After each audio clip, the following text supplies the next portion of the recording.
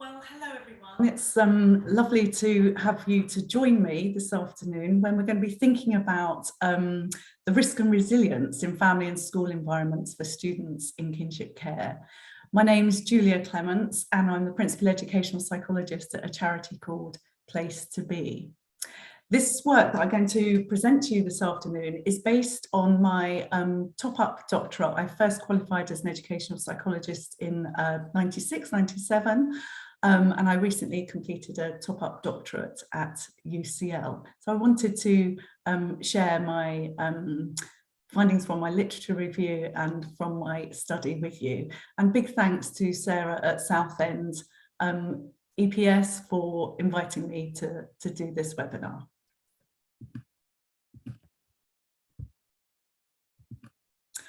Okay, so we're going to be thinking about kinship care. And as some of you will know, kinship care is care that's provided by members of a child's extended family or friend network when they can no longer live with their parents. And in fact, it's the most frequently used form of out-of-home care for children in the UK.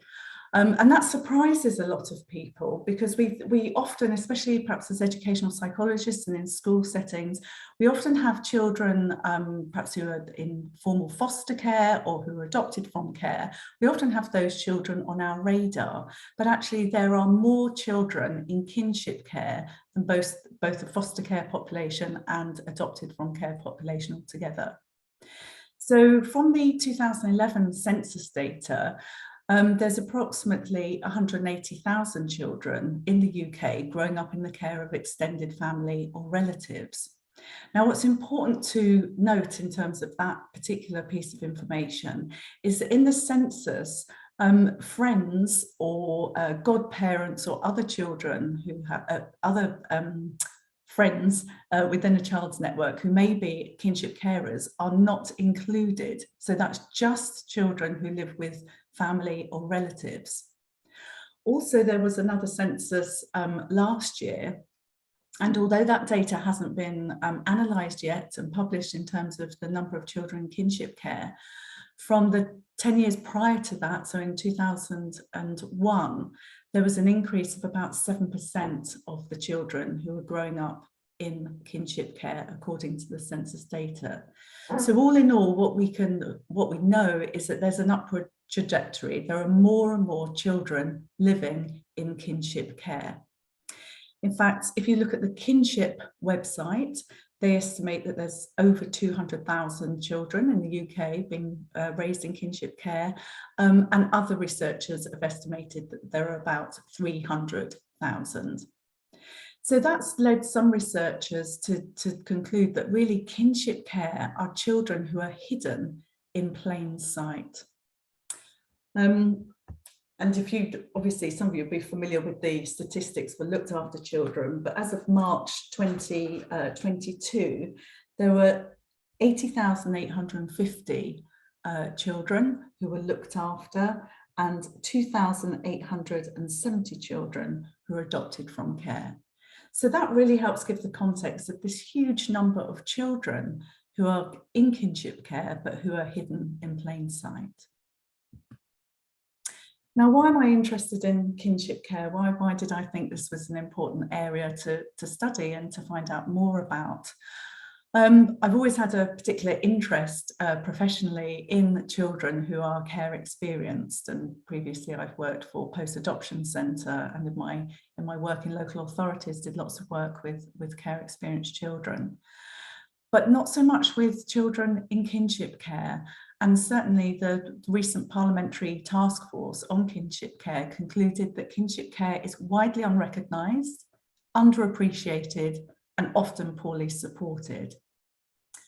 And that's despite the fact that kinship care is often initiated for reasons such as maltreatment and in response to a crisis or an emergency. So the reasons why children come into kinship care, they go to live with granny or auntie or older brother or with a godparent, is often due to very similar circumstances that children are taken into formal care. But what's very different for children in kinship care is that the majority of them, between 90 and 95% of children in kinship care, are actually in informal arrangements. So if you're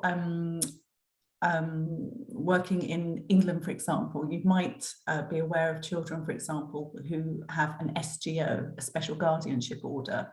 Obviously, that's a formal arrangement, but actually there are very few children are in those formal arrangements. Most of the children in kinship care are in informal arrangements. It's where family have just stepped in or friends have just stepped in to care for a child because they can no longer live with their birth parents. So in terms of these informal arrangements, there's actually no legal obligation for these arrangements to be reported to the local authority, and the local authority has no duty to assess such arrangements. And a recent or relatively recent narrative review looking at the needs of informal kinship carers and their families indicated that there's actually a lot of stressors in these families' lives. So if you're a kinship carer and you're living as part of a kinship family, you're more likely to be living in poverty, to have limited resources, to experience ill health, and that there are certainly emotional and relational challenges and stigma to being a kinship care family. I mean, this is often because, for example, if we think about the fact that many of our kinship carers are grandparents, so sometimes they might be about to retire, they have limited income, and then all of a sudden they have to bring up one or more children. And the relational challenges and stigma that's particular to kinship care is often related to the fact that, you know, if you're a kinship carer and bringing up your child's children, there can often be judgment around, you know, how perhaps you parented your own children initially. So it's a very complex family structure for many families in kinship care. So despite the fact that, you know, there's these challenges and stressors that kinship families face, actually kinship carers access far fewer services. They don't receive training, and in terms of support, financial and emotional support, compared to foster carers who are not related to the child. So we've got a very disadvantaged and vulnerable group, often being brought up by carers who themselves may be disadvantaged and vulnerable too. And this is despite DfE guidance saying that support for kinship families should not be withheld merely because the child is living with a carer under an informal arrangement. But on the ground, it's true to say that many of these families are sort of stepping in to care for children, but without the support that they need. So what I wanted to do as part of my literature review was to look at the existing research and find out, well, what are the risk factors for children who live in kinship care families? And I wanted in particular to look at the literature that gave voice to children in kinship care, and just to hear, if you like, what they said about their experiences of being part of a kinship care family. So I looked at 19 papers, and then I did a thematic synthesis, and I found, or generated rather, 3 key analytical themes that constituted 3 key risk factors for children in kinship care, and also 3 protective factors that I'll go on to in the next slide. So one of the key risk factors for children in kinship care is that they can experience instability and impermanence. So for example, this is an illustrative quotation. A child told a researcher, "What if my grandma died? I worry about her because she got heart problems and stuff. They said 2 years ago that she may not have very long to live and stuff. If my uncles or something do not take us, they are talking about putting us in foster homes, like I kind of worry about." So sometimes there's an assumption that you're more likely to have a feeling of stability and permanence if you live with a family member, but that's not necessarily so. As we can see in this quotation, children don't always know what's going to happen, especially if a relative is elderly and more likely to die. Another risk factor for children in kinship care is that sometimes family relationships can be characterized by difficulty and trauma. So one child told a researcher, "My mum is the reason that I don't talk to her. She didn't protect me. I was raped twice by 2 of her different boyfriends." And another child told a researcher, "Granny Kay would say, I'm trying to raise her. I'm trying to teach her to do it right, and you need to stay out of it and stop interfering." And she, the biological mother, would get mad and say, "It is my child. It is my child."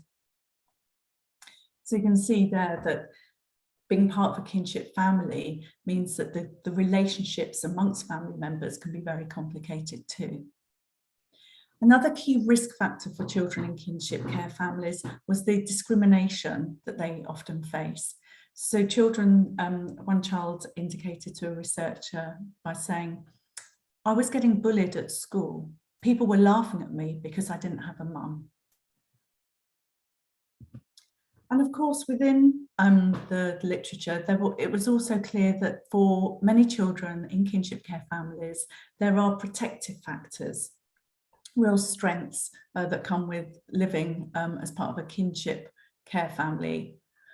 One of which was sometimes the children had a good, clear, coherent narrative regarding the need for kinship care.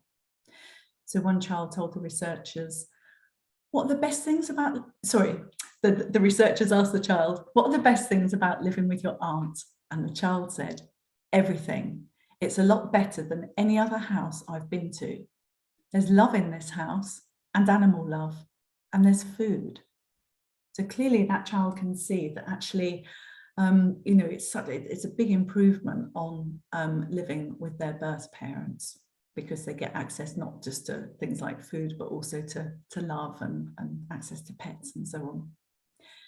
And that was another key theme that came out from the existing literature, that for many children in kinship care, their love and belonging needs were met within their own family, and that was really important to them. So one child said, "Well, the best thing about living with my nan would have to be that we're all together." So that was her and her siblings. "We're not in foster care or split up all over the place. I mean, I don't really care that we don't get what we want whenever we want, usually, because that's not as important as being a family." And the third major protective factor that was evident in existing literature was that children in kinship care are likely, or a bit more likely, to access support to fulfill their potential. So one child told the researchers, "Russell and Nina," who were her carers, "always wanted me to do everything they didn't do. Nina didn't finish school and Russell didn't either. So they really pushed me to do school." So that was really useful, looking at the existing research, but there was quite limited reference to schools. I've tried to include quotations where reference was made to schools, but that was probably because a lot of the research came from the field of social work. I could find very little research that has taken place with children in kinship care from an education point of view. And when I looked at educational psychology in particular, I could only find one EP authored piece of research that took place, or published at least, in 2010, and that focused on preschoolers.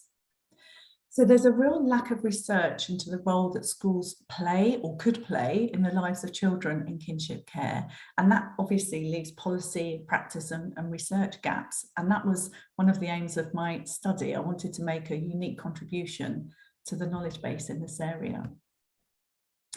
So in my study, I purposefully looked for professionals from across the UK who are experienced in both working with kinship families, but also working in or within schools, because I wanted to really look at the systemic factors, what factors, risk and protective factors in the children's school environment, pose a risk or protective factor for children in kinship care. And I carried out individual semi-structured interviews, and I used a reflexive thematic analysis to look at the data. My 3 research questions were around what do professionals perceive to be the needs of students in kinship care within school environments? What are professionals' experiences of working with schools to support students in kinship care? And what do professionals think schools could do to better understand and support students in kinship care? So in relation to the first question, there were 2 key themes that were generated. And one was about the students in kinship care being vulnerable and having multiple needs. But also all the participants talked about the fact that that was linked very much, quite closely interlinked with the needs of their carers. So one participant said they couldn't live with their mum or dad or both of them because they were drinking heavily, they were taking drugs, they were inconsistent, violent. So I think, you know, from a school's perspective, it's understanding that the kids probably have been traumatized for a start whilst they were living with their birth parents, and then coming into kinship care, that kind of changes the family system.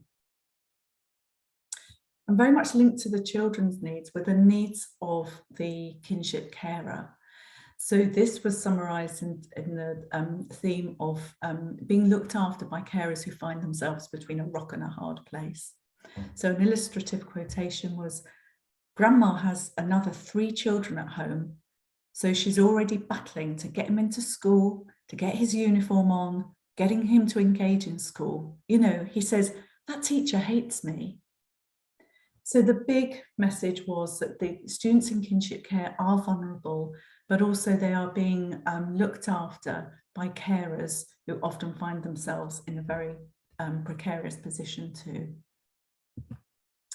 In terms of the second research question, where I asked participants to describe their experiences of what your experiences of schools and how they understand and support children in kinship care, there seem to be 3 key ways in which schools understand and respond to the needs of students in kinship care. So there are some schools in which kinship care is described as under the radar. So one participant said, "I think if I asked all of the teachers in my school what they think kinship care is, and are they aware of any of the children in their class in kinship care, I think the majority of them would get a bit stuck with both those questions and might need a bit of prompting to say, well, have you thought of little Sally? You've not seen her parents. It's uncle that looks after her." "Oh yes, little Sally. I've not even thought about her." So it was clear, and there were lots of other examples where participants said that kinship care isn't even sort of thought about or kind of registered in their school. In other schools, participants described schools where the staff are aware of students in kinship care, but that comes with a very judgmental attitude that could be summed up by the phrase, "the apple doesn't fall far from the tree." So this is one participant quoting a head teacher addressing a kinship carer, and the head teacher reportedly said to the kinship carer, "Obviously there were issues with your child as well. Otherwise, you wouldn't be having to bring up your grandchildren." So you can feel the sort of full weight of that very judgmental response towards kinship care and the reason why kinship care came about, and the fact that the grandparent was being blamed for the child being raised in kinship care. And in other schools, I did hear stories of some schools where kinship care seems to be on the agenda. So one participant said, "I think school were particularly good at maintaining really strong links with the kinship carer, you know, in terms of finding out what might have gone wrong, what did happen at the weekend, why have they come in looking like that today, or, you know, kicking off, that kind of thing." So I did hear stories of schools that are aware of kinship care and really try to partner with the kinship carer and understand the child and their context.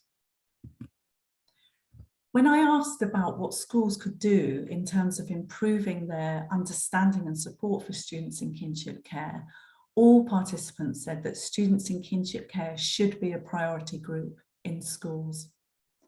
So one participant said, if they know what a looked after if they know what a looked after child has potential to access, then right, we need to make sure that this family, as a kinship family, are getting the support and offer it. However, there were also participants who said that that wasn't enough, just giving the same to children and carers in kinship care. Had to be sort of careful about that there were distinct needs amongst kinship families. So one participant said, the absolute necessity is for school to be able to respond to individual families and individual needs. Because as soon as new guidelines are put in place and new awareness around something, you get a one-size-fits-all. And even though we are saying there needs to be a lot more for kinship families, every kinship family, like every family, is different and will need different things at different times. So what I then went on to do was I looked at the findings from the literature review and from the study and integrated them. And I did this through looking through the lens of different parenting styles. So most of you will be familiar with Bomrind and her work on different parenting styles and the concept of good enough parenting as well. So what I found really was that just like family environments, school environments can be indifferent and neglectful in their attitude and approach to kinship care. So these were the schools where kinship care is under the radar. And an example of this was that for many schools where kinship care is under the radar, children in kinship care weren't even considered for a place during lockdown and subsequent school closures. They weren't considered vulnerable children, even though the other care experienced children were offered a school place. So that could be thought of as quite an indifferent and neglectful response to the needs of children in kinship care. Other schools were more authoritarian and punitive in their response to children in kinship care. So they were the schools where their attitude could be summed up by the apple doesn't fall far from the tree. There were other schools where there was good enough responses. So kinship care is on their agenda. And then the authoritative schools were the schools where students in kinship care were a priority group. And really for a lot of the participants, they couldn't describe much practice where the responses were authoritative, where students in kinship care were a priority group, but they certainly said that's the direction of travel we should be moving in order to support our students better within the context of schools. So as you can see here, I tried to frame the findings from the literature review and my studies, the findings from my study into a model looking at different levels. So with the needs of the students in kinship care right at the centre, and thinking about the risk and protective factors for those students within their kinship families, the risk and protective factors within their schools, and the risk and protective factors within the wider environment. So if we perhaps start at the top left-hand quadrant of that model, within certain families, there can be authoritarian and punitive responses to the needs of children in kinship care. And that's often in families where the relationships are characterised by difficulty and trauma. And these children, and those children can experience discrimination because they're in kinship care. But also within the school environment, especially the schools where the attitude is the apple doesn't fall far from the tree, staff can judge and marginalise kinship carers. There are barriers to assessment and provision, and staff misunderstand and exclude students in kinship care. So you can see that the children can experience an authoritarian and punitive response to their needs, not only in the kinship family, but within their school system too. We go to the bottom left-hand quadrant. For some students in kinship care, their needs are responded to within their families and within their school settings with an indifferent or neglectful response. So within families, that can be where they feel that their family, their living situation is unstable and feels impermanent. And then when they get to school, they find that their needs are completely under the radar, kinship care isn't recognised, and actually there were stories told of really significantly inadequate safeguarding for students in kinship care. And if we think sort of broader in the wider context, the fact that there's a lack of recognition and support for kinship families generally, there's a lack of national guidelines, especially for education policy around students in kinship care. Things like the coronavirus pandemic and school closures disproportionately affected children in kinship care negatively, and the fact that they live often in poverty in areas of social deprivation. So that's a sort of summary of how the needs of children in kinship care could be met with indifference and neglectful responses within the family, within schools, but also within wider society. Going to the bottom right-hand section of that quadrant, some of the good enough responses is where within families, the child has a coherent narrative regarding the need for kinship care. And in schools, kinship care is on the agenda. Students in kinship care are recognised and supported, and staff try really hard to partner with kinship carers. And I made reference briefly earlier to special guardianship orders. So they were introduced in 2005 as a step towards providing a bit more stability and permanence for children in kinship care. There's still a lot more to be done. So if we go towards the top right-hand quadrant now, more authoritative responses. So this is where the needs of students in kinship care within their families, they find their love and belonging needs are met, and they're given the support they need to fulfill their potential. And ideally in our school settings, we want to make sure that our students in kinship care are viewed as a priority group, that staff are proactive about kinship care, that students in kinship care have parity with other care experienced children, so those who are looked after and those adopted from care, and that our schools really start to put in place individualised support for children in kinship care who need it. So finally, just for some things perhaps for you to reflect upon if you're an educational psychologist or someone else working in education, it's really important that you help recognise and raise the profile of students in kinship care within school settings. It's not uncommon to go to a school, and when you say, do you have children in kinship care? I'm often asked, what's that? What do you mean? So that could be a really useful conversation to have when you're in schools. And certainly if you come across prejudiced attitudes and discriminatory behaviour towards kinship care, there's an opportunity to examine those and to challenge some of those. That mostly kinship carers have stepped in, often in the most difficult of circumstances. They don't want their child going into the formal care system, and they're doing their best to provide a loving, supportive home for the children. If you can, if you're in a position to, provide professional development about the needs of students in kinship care and how schools can best support. So it could be, especially if you're an educational psychologist, you already talk to schools about trauma-informed practice or attachment theory.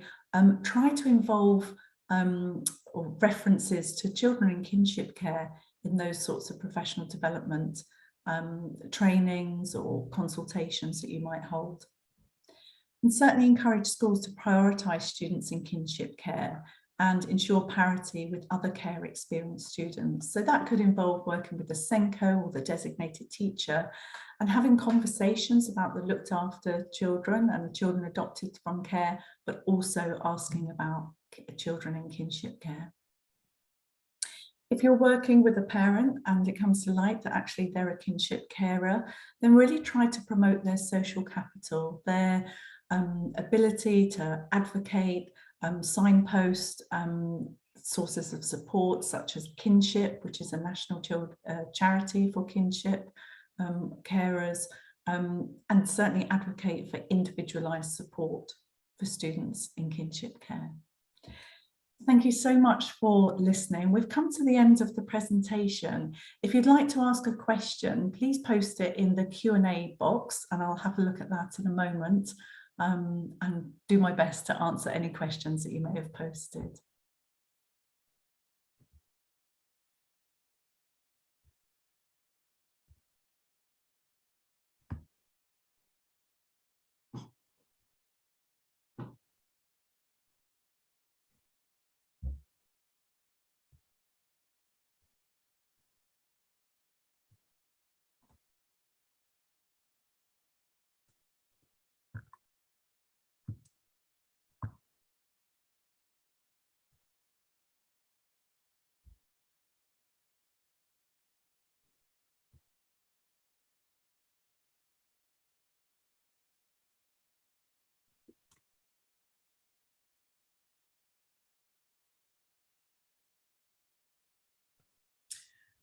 Thank you. We've had one question. Thank you for posting this question. The question is, I'm wondering what the difference between kinship care and private fostering arrangements made between families are.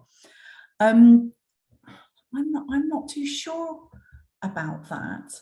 I think private fostering, that's my understanding, is that's more formal, that's more an arrangement. And although it's made privately, it has got some sort of structure and agreement to it. Kinship care, often what happens when you ask kinship carers how they came to be a kinship carer, they might say that, well, you know, well, they used to come and stay with me quite a bit if their parents were having difficulty, and then one day they just ended up not going home again. Or actually the neighbours were really concerned and the police were called, the children were brought to my house as older sister or granny or uncle, whoever it is, godparent, and they never left. So it's often, you know, it comes about because of a crisis or a real difficulty, but without the formal structures.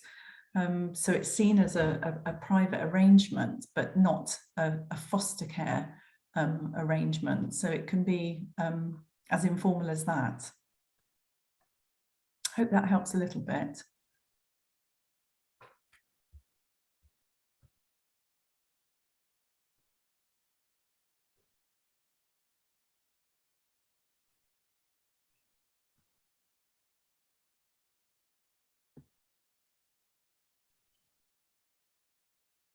Okay, I can't see any other questions coming through. I'm wondering if this is where we wrap things up. So thank you very much for coming to the session. That's great. So I'm just hearing from Sarah that it's okay to finish and that the session was an interesting session. So yeah, so we'll close it there, and thank you for your time and attention, and thank you for taking the time to hear a bit more about kinship care.